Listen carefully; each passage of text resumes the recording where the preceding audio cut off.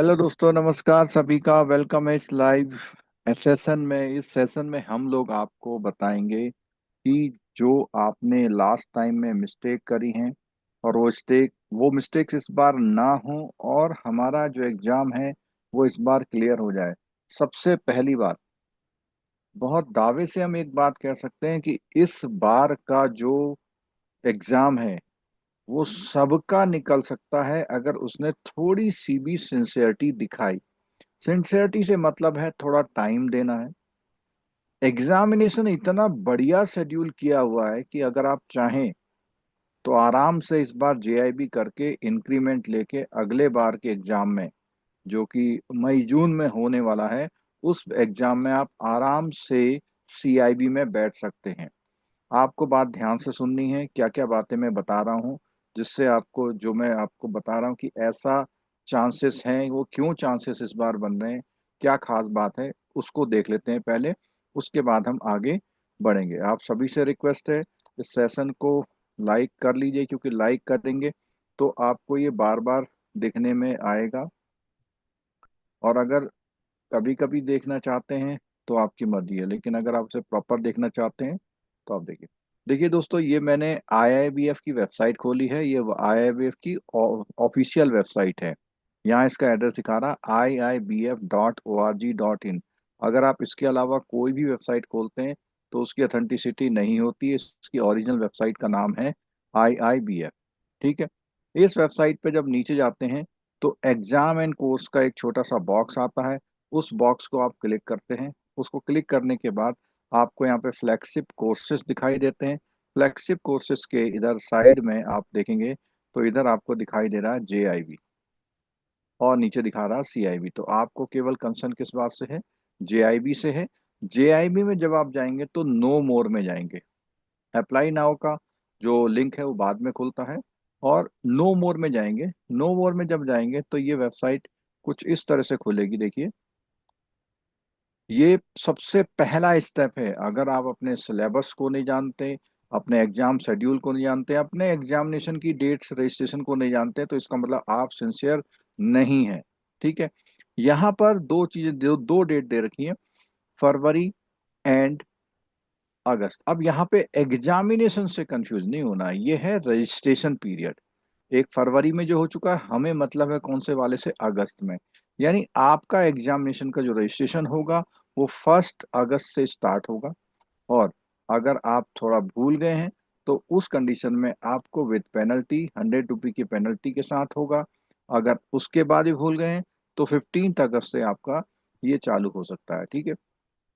तो दोस्तों, यहाँ बात की जा रही है कि जो आपका एग्जाम है, एग्जाम में सिंसियरिटी के लिए जो हमने इम्पोर्टेंट बातें बताई कि आपका एग्जाम कब है, एग्जाम का रजिस्ट्रेशन कब होगा, सबसे बड़ी बात है एग्जाम का शेड्यूल क्या है। और उसके बाद हम बात करेंगे एग्जाम के सिलेबस की। तो सबसे पहले हम लेके आ रहे हैं आपके लिए कि जो हमारी बेसिक डेट्स थी वो डेट्स हमने बता दी आपको। वो बेसिक डेट्स तो हमारी कौन कौन सी हैं? वो है 1 जनवरी, वो 1 अगस्त से 2026। ये हम बात कर रहे हैं आपके नवंबर एग्जाम के बारे में। ठीक है। अब बात आती है दोस्तों यहाँ पे सेकंड 100 रुपये वाला, थर्ड है 200 रुपये वाला, यानी 21 अगस्त तक।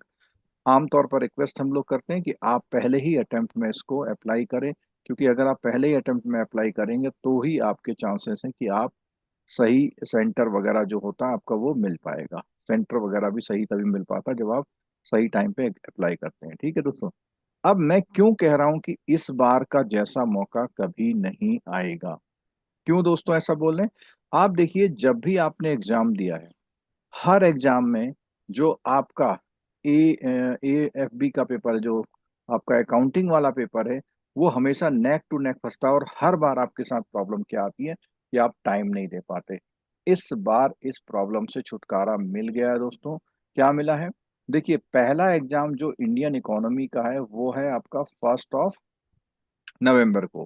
पहला एग्जाम आपका मिल रहा है 1 नवंबर को। ठीक हो गया। दूसरा एग्जाम मिल रहा है 22 नवंबर को। आपको पूरे पूरे 21 डेज। कभी ऐसा हुआ है कभी भी जेआईबी सीआईबी के इतिहास में किसी दो पेपर में 21 दिन का गैप आपको कभी नहीं मिला? ये है गैप आपका पीपीबी के लिए। अब बात आती है next paper, accounting and financial management for banker, AFMB का इस एग्जाम की खासियत पिछले कुछ सालों से लगातार ये आती रही है कि आपका ये पेपर हमेशा एक दिन बाद पड़ जाता था। किसके? PPB के। एक दिन बाद हमेशा ऐसा होता रहा है और आपको रिवीजन नहीं मिलता। इसका बिल्कुल रियलिटी आपको पता है जो मैं बता रहा हूँ। जो लोग सिंसियर हैं, एग्जाम देते हैं, उन्हें ये बात पता है कि ऐसा कब कब होता रहा है। ठीक है। अब बात करते हैं दोस्तों कि जब ये एग्जाम में ऐसा शेड्यूल आ गया तो इसके बेनिफिट और क्या क्या आपको हो सकते हैं। तो पहला बेनिफिट तो हम देख पा रहे हैं। क्या बेनिफिट है? कि आपको टाइम इतना मिल रहा है प्रॉपर।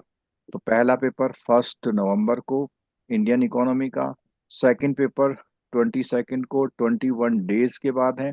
थर्ड पेपर है 28 को, यहाँ पर भी आपको 6 डेज मिल रहे हैं। और ये AFM का पेपर है। ठीक है। यहाँ तक तो आ गई कितनी अच्छी बात। अब बात आता है दोस्तों, एक पेपर IIBF को करना ही है कोई ना कोई, जो लगातार कॉन्जिक्यूटिव सैटरडे संडे होगा। वो इस बार आ गया रिटेल बैंकिंग का। अब क्या करेंगे हम? आपको मालूम है दोस्तों, रिटेल बैंकिंग में कम से कम कुछ भी नहीं तो 50% से 60% आपका प्रिंसिपल वाले पेपर से शिफ्ट होता है। यहाँ पर कॉन्सेप्चुअली आपको अलर्ट होना पड़ता है। वहाँ पर जो इलेक्ट्रॉनिक चैनल है, डिजिटल चैनल है, कुछ रिकवरी के लॉ हैं, और प्रोडक्ट्स की बात करें, डिपॉजिट के, एडवांसेस की, वो यहाँ पर आता है। तो आप खुद बताएं, क्या ऐसा मौका कभी आएगा? कभी नहीं आएगा। आपका 1 जनवरी या जनवरी के मंथ की जो सैलरी होगी वो +1 इंक्रीमेंट के साथ होने वाली है। आपकी सैलरी होने वाली है। अगर आप इस बातों को सुन रहे हैं तो, और सुनने के बाद आप फॉलो भी कर रहे हैं तो। अगर आप ना सुन रहे हैं ना फॉलो कर रहे हैं तो इसका तो कोई इलाज फिर हमारे पास किसी के पास नहीं है। और यहाँ तक कि आपके पास भी इसका इलाज फिर नहीं होगा। इतनी बातों में अगर आपको कुछ भी पूछना है तो आप पूछ सकते हैं। इतनी बातों में आपको कुछ भी पूछना है, कोई भी डाउट है, किसी भी तरह का डाउट है, तो आप यहाँ पर पूछ सकते हैं।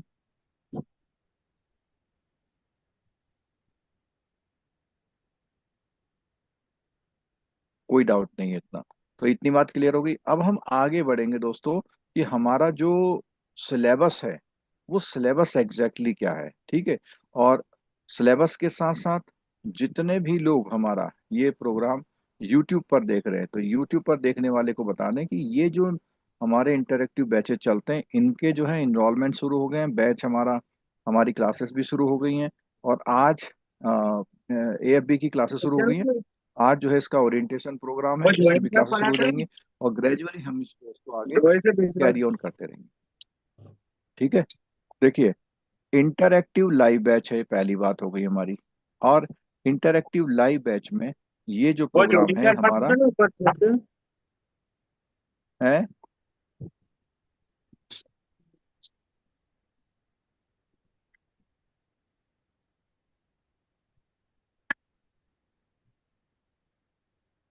आपकी अभी आवाज नहीं आ रही है। मैं बाद में आपकी क्वेरी लेता हूँ। ठीक है।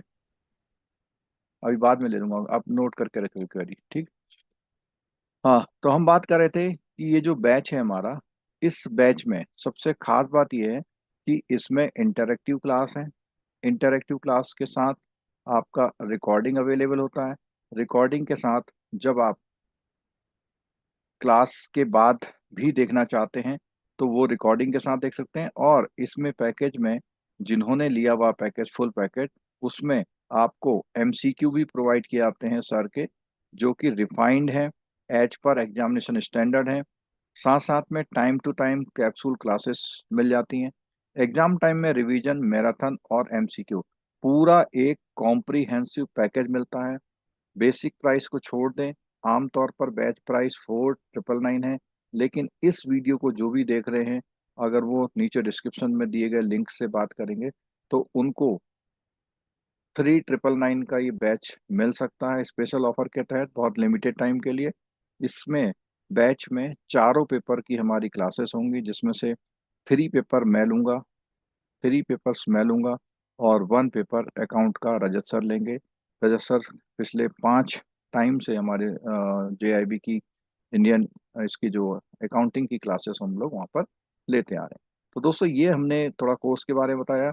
और अगर आपको कोई भी प्रॉब्लम है तो इसमें आप व्हाट्सएप या कॉल करके पता कर सकते हैं। इस मौके को मत जाने दें। कोर्स का जो लिंक है हमारे वेबसाइट का और हमारे मोबाइल एप्लीकेशन का, दोनों लिंक नीचे डिस्क्रिप्शन बॉक्स में भी दिए हुए हैं। ठीक है।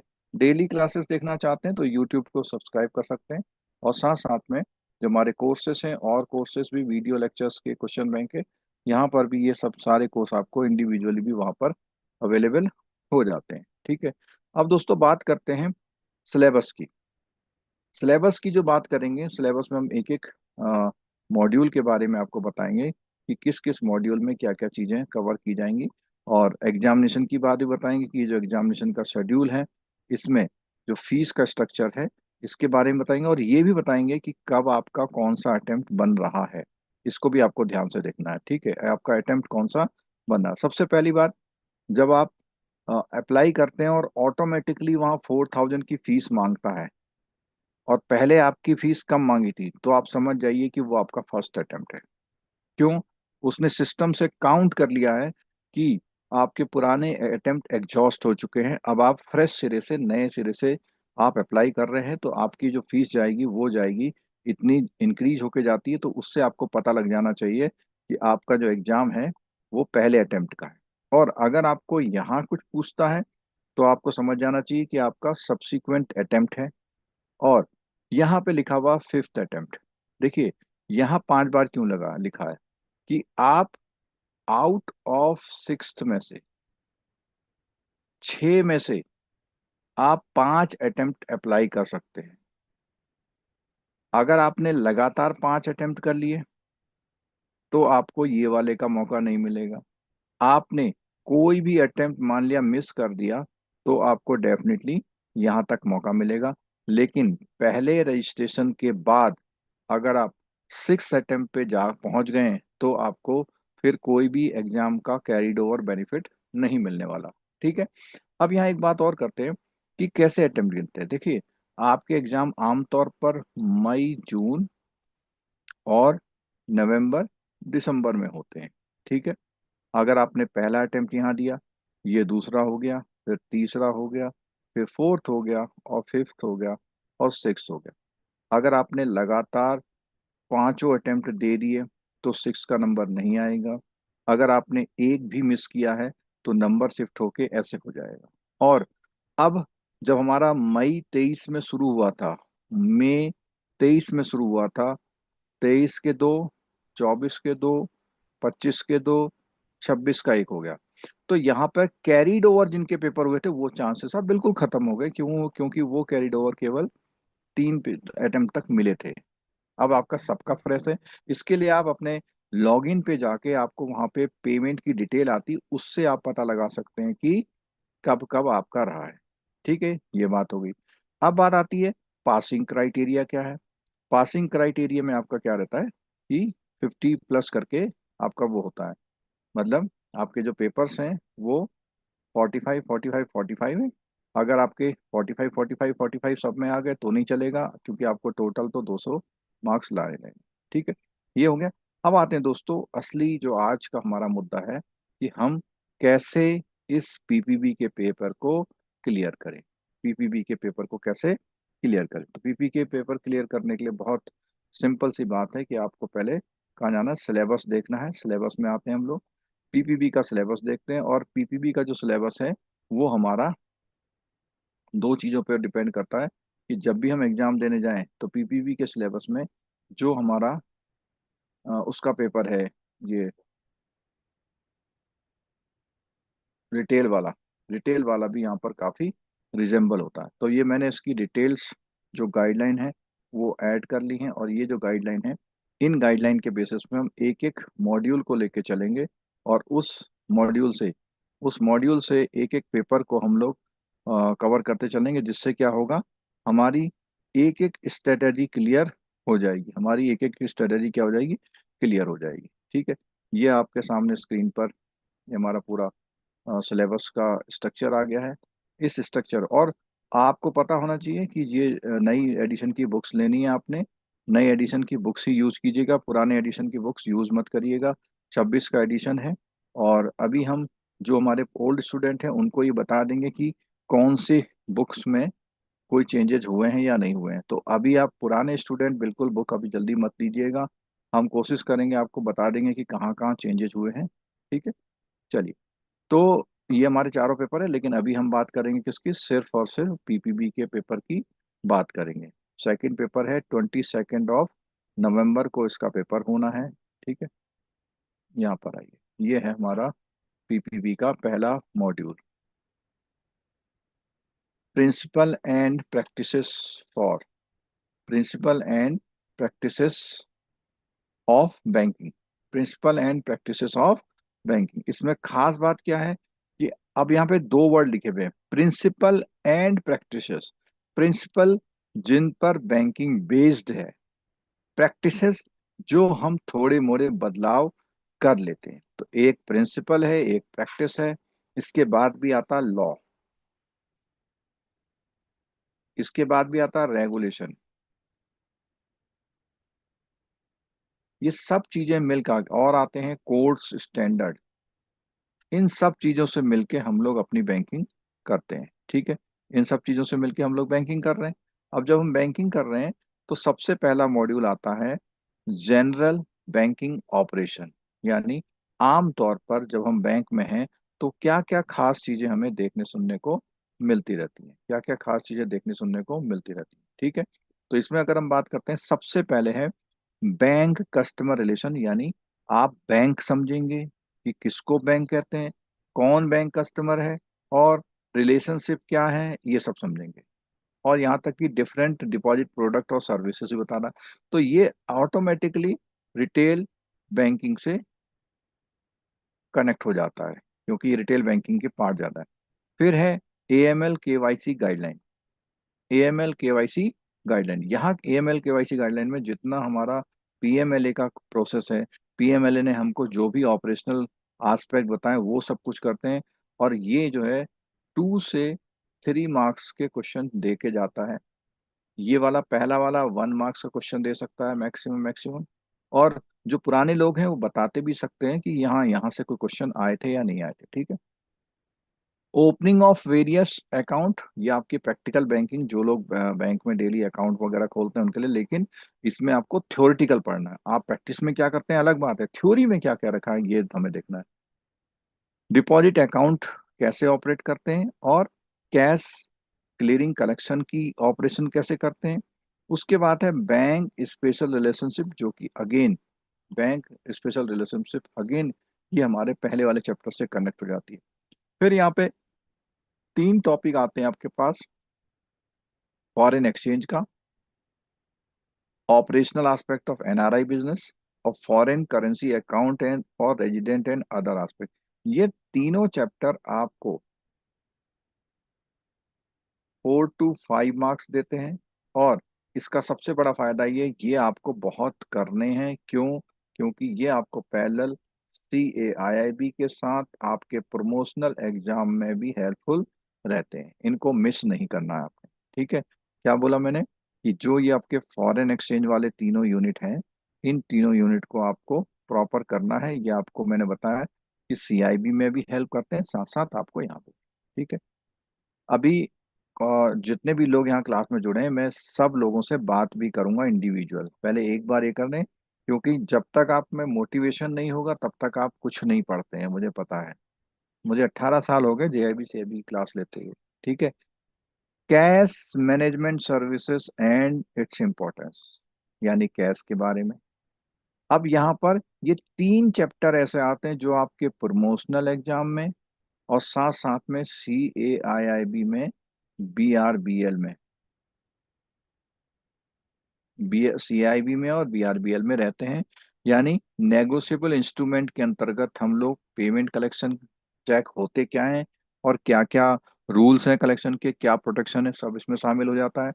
और आपका है रेस्पॉन्सिबिलिटी ऑफ पेइंग बैंक और रेस्पॉन्सिबिलिटी कलेक्टिंग बैंक, यानी कुल मिलाकर के नेगोशिएबल इंस्ट्रूमेंट की डीलिंग का पूरा कच्चा चिट्ठा यहाँ पर मिल जाता है। एंसिलरी सर्विस, कुछ बैंक में रेमिटेंस वगैरह की सर्विसेज होती हैं। Financial inclusion and financial literacy है इसमें आपका, और कस्टमर सर्विस गाइडलाइन है। ठीक है, ये बहुत सिंपल सिंपल टॉपिक है, एक रीडिंग आपको अच्छा बना सकती है इसमें। ड्यूटीज और बैंकर कस्टमर राइट क्या है। अब जैसे ही कस्टमर राइट की बात आती है, इमीडिएटली आपके पास ओम्बड्समैन स्कीम आ जाती है। यहाँ से भी 1 या 2 क्वेश्चन मिलता है। कंज्यूमर प्रोटेक्शन एक्ट, देखो जो भी चैप्टर है तो 1 मार्क्स तो डिजर्व करता ही है, लेकिन थोड़ा सा लंबा है तो 2 मार्क्स का आता है। आरटीआई एक्ट का 1 से 2 है। ये पूरा रहा आपका पहला मॉड्यूल। अब आता है दूसरा, फंक्शंस ऑफ बैंक्स। और फंक्शंस ऑफ बैंक्स को मैं आमतौर पर क्रेडिट मॉड्यूल बोलता हूँ। क्यों बोलता हूँ? इसमें अधिकतर चीजें लैंडिंग वेंडिंग से रिलेटेड, जैसे प्रिंसिपल ऑफ लैंडिंग, आपका appraisal assessment, credit facilities, operational aspect loan account, collateral their characteristics, mode of charging, documentation, NPA. यहाँ तक तो हो गया आपका पूरा लोन का सेक्शन। यहाँ शुरू हो जाता है लॉ का, वो भी लोन से कनेक्टेड है। और अब यहाँ पे कुछ और फंक्शन है, जैसे कुछ कॉन्ट्रैक्ट है, इंडेमनिटी, गारंटी, बैंक अकाउंट। अभी आपको एक बात और बता दें, आपके में कुछ और कॉन्ट्रैक्ट भी है, कॉन्ट्रैक्ट ऑफ एजेंसी भी है। ठीक है, तो contract of agency, contract of guarantee, contract of indemnity, ये सारे कॉन्ट्रैक्ट जब हम इस वाले चैप्टर को पढ़ते हैं, ये वाले को रिलेटिंग टू द, सॉरी, ये टाइप ऑफ कोलेटरल वाले में पढ़ते हैं, तो वहां पर हमारा जब हम कोलेटरल को पढ़ते हैं, तो मोड ऑफ चार्जिंग में यहाँ लिखा हुआ देखो, इसेंशियल कॉन्ट्रैक्ट, कॉन्ट्रैक्ट एक्ट क्या होता है, और कॉन्ट्रैक्ट ऑफ एजेंसी क्या होता है, कॉन्ट्रैक्ट ऑफ बेलमेंट क्या होता है। तो ये तीनों कॉन्ट्रैक्ट यहाँ पर दिए हुए हैं। और ये सारे कॉन्ट्रैक्ट पैरेलल आपको BRBL जो कि CAIB में मदद करेगा। इसलिए जितने टॉपिक कॉमन हैं, जितने टॉपिक आपके प्रमोशन में काम आते हैं, उन टॉपिक को बहुत अच्छा पढ़िए, उसको आपको ड्यूअल बेनिफिट देते हैं। ठीक है, अब बात आती है, ये सारे कॉन्ट्रैक्ट हो गए। फिर यहाँ पे एक LC का चैप्टर है, जो अगेन CIB में भी इंपॉर्टेंट है, यहाँ पर भी इंपॉर्टेंट है, कभी 2 से 3 मार्क्स दे जाता है। फिर यहाँ पे गारंटी, यानी कि जो no off balance sheet item होते हैं, बिल फाइनेंसिंग के सिस्टम को बताता है यहाँ पे। यहाँ पर एक है पर्टिकुलर इन लोन्स के बारे में, ये पैरेलली जो आपका RBWM है वहां पर इंपॉर्टेंट है, और इसी तरह पैरेलली ये भी आपका RBWM में इंपॉर्टेंट है। एग्रीकल्चर फाइनेंस और MFI को लेंडिंग एग्रीमेंट, NBFC, ये आपका थोड़ा थोड़ा वहां से कनेक्टेड है, जो Indian economy, Indian financial system का पार्ट है। MSME, ये आपका प्रॉपरली रिटेल का पार्ट हो सकता है, क्योंकि ये छोटे स्तर के लोन्स हैं। और गवर्नमेंट स्पॉन्सर्ड स्कीम हो सकती हैं, क्योंकि आप ये मुद्रा लोन, ये सब वहाँ पे आती हैं। सेल्फ हेल्प ग्रुप है। तो पूरा आपने देखा कि जो हमारा बी मॉड्यूल है, पूरा पूरा किससे रिलेटेड है? क्रेडिट। अगर आप लोन समझना चाहते हैं, लोन में काम करते हैं, बहुत इंपॉर्टेंट है। प्रमोशन में बहुत सारा पार्ट यहाँ से पूछा जाता है। अब बात करते हैं मॉड्यूल C, बैंकिंग टेक्नोलॉजी। तो बैंकिंग टेक्नोलॉजी की अगर हम बात करते हैं, essential of bank computerization, essential of bank computation, ये पूरा टेक्नोलॉजी से रिलेटेड है, जिसमें से आपकी कुछ चीजें सीधे सीधे रिटेल में आती हैं। वो आती हैं अल्टरनेट डिलीवरी चैनल, पूरा रिटेल का पार्ट आता है। ठीक है, डेटा कम्युनिकेशन, NPCI का कुछ पार्ट आपका रिटेल में आ जाता है। और बैंकिंग टेक्नोलॉजी में नई नई चीजें क्या आ रही हैं, सिक्योरिटी का क्या मामला है, क्योंकि साइबर फ्रॉड वगैरह आ गए हैं। ऑपरेशनल एस्पेक्ट, साइबर क्राइम क्या है, टेक्नोलॉजी ट्रेंड, नई नई चीजें क्या हैं, ये तो काफी कुछ ये डिटेल से कनेक्टेड हो जाता है। पूरा मॉड्यूल IT टेक्नोलॉजी का है। अगला आता है D module, ethics in banks and financial institution. ये आपको एज ए इंसान पर्सनल लेवल पे चेक करता है, आपको तैयार करता है, आपकी ऑनेस्टी इंटीग्रिटी को मेंटेन करता है, और आप बैंक में आगे क्या सोचते हैं, आपके लिए बैंक की बिजनेस वैल्यू क्या है, बिजनेस एथिक्स क्या है, आप अपने आप में क्या अच्छा और क्या बुरा मानते हैं, क्या चीज़ अच्छी होनी चाहिए, वो सारी चीज़ एथिक्स के बारे में है। एथिक्स एट इंडिविजुअल लेवल पे है, एथिकल डायमेंशंस हैं, और वर्क एथिक्स है, और बैंकिंग एथिक्स, यानी पूरा आपको एक ईमानदार अफसर, अधिकारी, क्लर्क कुछ भी बनाना हो वो बनाने के लिए, साथ में आपकी पर्सनैलिटी डेवलपमेंट में भी ये बहुत हेल्पफुल होता है। अगर आप इसको पूरा समझ जाते हैं, तो कई बार आपको अगर कभी प्रॉब्लम आती है, जैसे इसमें एक वर्ड लिखा था एथिकल डिलेमा। एथिकल डिलेमा का मतलब कभी आप ऐसे फंस जाएं कि मुझे ये वाला काम करना चाहिए, ये वाला, वो यहाँ पर उसको डील करने की एक प्रोसेस यहाँ पर आपको बताए गए हैं। यहाँ पर आपको वो चीज डील करने के प्रोसेस बताए गए हैं। ठीक है, तो ये हमारा पेपर है। और आपको एक बात बता दें कि लास्ट बैच में भी, या हमेशा बैच में जिसने भी 70 to 80% क्लासेस अटेंड की हैं वो पास हो जाते हैं, डेफिनेटली पास हो जाते हैं। एक आध कोई मार्क्स अगर रुक जाता है तो कैरी ऑन होके अगले बार में निकाल देते हैं। लेकिन जिसने क्लासेस अटेंड करी होती हैं, अब और कौन पास होता है? कई बार क्या होता है, आपको टाइम नहीं मिलता, लेकिन आप बहुत अच्छे रीडर हैं, पढ़ते हैं, तो आप बैक एंड पे पढ़ लेते हैं, तब भी पास हो जाते हैं। और कोई भी अगर ऐसा सोचे कि मैं एक वीक पढ़ के जाऊंगा तब पास हो जाऊंगा, तो अगर आप ऐसा सोच रहे हैं तो बहुत गलत सोच रहे हैं। और सबसे बड़ी बात है, इस बार का जैसा मौका आपको कभी भी नहीं मिलने वाला, ये मैं कई बार कह चुका हूं। और ऑथेंटिकेटेड बेसिस पे मैं ये बात आपसे कह रहा हूँ कि ये जो मैं बात है आपको बोल रहा हूँ, ये ऑथेंटिकेटेड बेसिस पे बोल रहा हूँ। तो इसीलिए आप इस बार किसी भी तरह का वो ना करें, किसी भी तरह ऐसा ना सोचें कि भाई मैं इस बार जो है ये नहीं करता हूँ, वो नहीं करता हूँ, ये चीज़ बिल्कुल ना करें। पेपर हमने बता दिया कि पेपर का सबसे जो इम्पोर्टेंट पार्ट है वो बी मॉड्यूल है। सबसे इम्पोर्टेंट पार्ट जो है 25 से 35 मार्क्स तक देता है आपको। ठीक है। उसके बाद ए मॉड्यूल है, और अपने आप में सी मॉड्यूल कुछ थोड़ा सा कम वेटेज रखता है, और डी मॉड्यूल वही 20 से 25 का वेटेज रखता है। तो ए और बी जिसने बढ़िया तरीके से किया हुआ है उनका भी पेपर पास हो सकता है। लेकिन इस बार आपको मौका मिल रहा है कितने? 21 डेज का।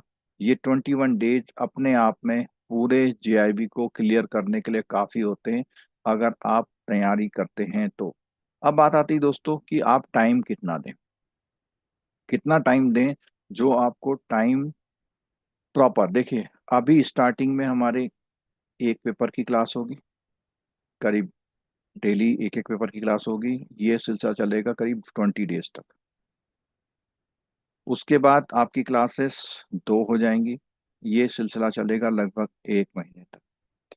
उसके बाद आपकी 3 क्लासेस हो जाएंगी, ये सिलसिला चलेगा लगभग 60 डेज तक।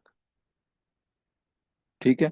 तो आम तौर पर एक क्लास के लिए आपको 30 से 45 मिनट स्पेयर करने होते हैं। ठीक है। आप ऐसा भी कर देखो, आप हैं घर में फ्री, मतलब फ्री का मतलब है कि आप घर में हैं, आपने क्या ड्रेस पहन रखी है, आप खाना खा रहे हैं, आप कोई काम कर रहे हैं, सब चल सकता है, केवल आपको वीडियो और आवाज सुननी है। ठीक है। तो ऐसा आप आराम से कर सकते हैं, और ऐसा कोई नहीं कर सकता तो वो जेआईबी करने का सपना छोड़ दे। इसका नाम है नो एक्सक्यूज। क्यों? आप 30 मिनट, ये 30 से 45 में कोर जो टीचिंग होती है वो 30 मिनट की होती है कोर, बल्कि 30 मिनट से भी कभी 2-3 मिनट कम ही रहते हैं। आप 30 मिनट नहीं निकाल पा रहे। ठीक है। आगे चल के आपको 60 मिनट निकालने हैं, आगे चल के आपको 90 मिनट निकालने हैं। ठीक है। अगर मैं बात करूं, ये हमारा जून का महीना है, ये हमारा जुलाई का महीना है, ये हमारा अगस्त का महीना है, और सितंबर का भी ऐसे ही चलेगा। आपके पास अक्टूबर का आता है, आप एमसीक्यू कर सकते हैं, रिवीजन कर सकते हैं, अपना नोट्स को वो कर सकते हैं। क्वेश्चन आता है, नोट्स बनाने नहीं बनाते, उसके दो तरीके हैं। एक तो तरीका, बहुत अच्छा लिखना पसंद करते हैं तो नोट्स बनाइए, अदरवाइज एक तरीका और है कि आप केवल बुक में अंडरलाइन करना सीख लें, जहां बताया जा रहा है, जिस चैप्टर को पढ़ाया जा रहा है। एडिशनल पेपर यूज करें, साथ में कहीं लिखना है पेपर में लिख के वहीं फंसा दें। ये भी एक तरीका आपका हो सकता है पढ़ने का। ठीक है। जहां बोला जा रहा है ये टॉपिक इंपॉर्टेंट है तो इम्पोर्टेंट है, पढ़ना पड़ेगा। और आरबीआई के बहुत सारे जो सर्कुलर्स हैं चेंज हो रहे हैं, बहुत बदलाव आने के चांसेस हैं, तो इन सब बातों को ध्यान में रखते हुए आपको आगे बढ़ना है। एक बार जितने भी लोग हमारे इससे जुड़े हुए हैं यूट्यूब से, उनको एक बार और बता दें कि भाई ये जो बैच है इसको अगर आप ज्वाइन करना चाहते हैं तो इसमें आज की तारीख में इसमें 1000 का एक स्पेशल डिस्काउंट ऑफर चल रहा है। लिंक नीचे डिस्क्रिप्शन बॉक्स में दिया है, या अगर आप नहीं एक्सेस कर पा रहे हैं तो इस फ़ोन नंबर पे भी अप्लाई कर सकते हैं। ठीक है। तो ये मैं करता हूँ। और जो यूट्यूब पर देख रहे हैं, यूट्यूब पे मैं एक बार देख लेता हूँ, जितने भी लोग यूट्यूब पर देख रहे हैं उनकी कोई क्वेरीज हो तो वो वहाँ पे पूछ सकते हैं, एनी क्वेरी। ठीक। तो दोस्तों ये हमने पूरा, थोड़ा बेसिक हमने पूरा एग्जाम के बारे में और पीपीबी की स्ट्रेटजी, अगर आपने पूरी बातें सुनी तो डेफिनेटली हेल्प आउट करती हैं, और आपको एक प्रॉपर तैयारी का एक सिस्टम देती हैं, एक मौका देती हैं जिससे आप पूरी प्रॉपर तैयारी कर पाएं। ठीक है। अब मैं आप लोगों की जो क्वेरीज हैं वो क्वेरीज लूंगा। और बाकी जो लोग जिन्होंने सुन लिया वो चाहें तो क्लास को छोड़ सकते हैं। बाकी जो पेड स्टूडेंट है वो क्लास में बने रहें, अभी मुझे कुछ आपसे बात करनी है।